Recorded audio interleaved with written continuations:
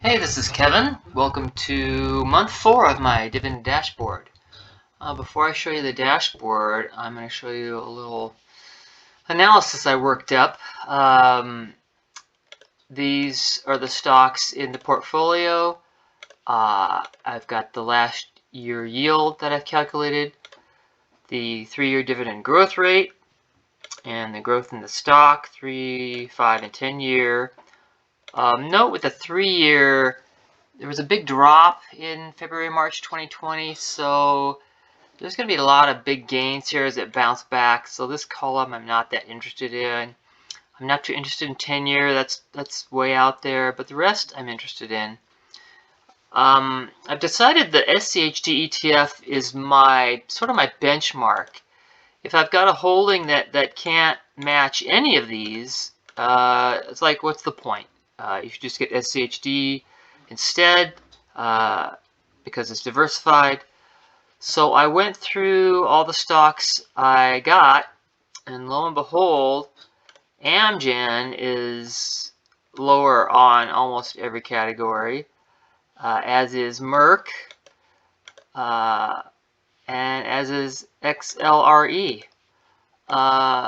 So what I've done, for starters, I've sold Merck, and I tried to decide what to get in place of that, and I went ahead and got more of ABR, Arbor Realty, because that's a huge percentage, great growth rate, but really it's the yield is just great, and it's beginning dividends for like 10 years, every year increasing the dividend, so that seems a really good deal.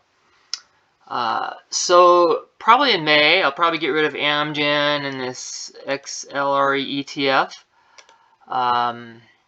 And I've got a list here of other stocks and ETFs I've gone through and collected all the data. And I haven't decided what to get yet. A lot of them it's obviously we won't be getting because like some of these are like lower on everything. But there is some that I highlighted in yellow here, or orange, is ones that I want to go back and have a closer look to see if I really want to get those. Also notice these shipping stocks, which I said from the get-go are risky, and I'm right. They dropped their dividends, but still, this one, the shipping stock was getting 5%, and this one 12%. For the first dividend I got, which is still great. So I'm still going to keep that. So yeah, that's my analysis that I'll probably continue to do to keep on top of things. Now let's look at the dividend dashboard. As you can see, ABR, I've doubled my position. I removed Merck from here.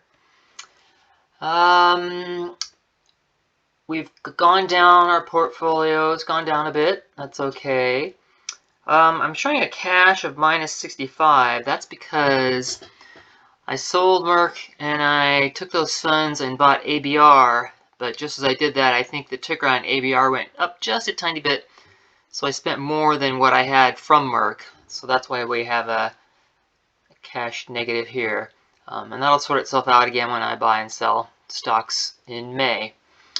Our dividends went up. It was 5162, so now it's 5738, largely due to the ABR.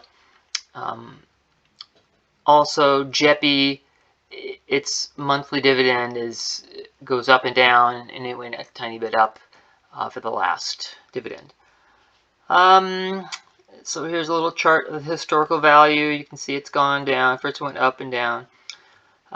Historical monthly dividends, not too interesting. It's going to look like this for a long time. Every third month, it's going to be a big jump in dividends. So it's going to do a little sine wave type thing, probably. So that's the current dividend dashboard for April.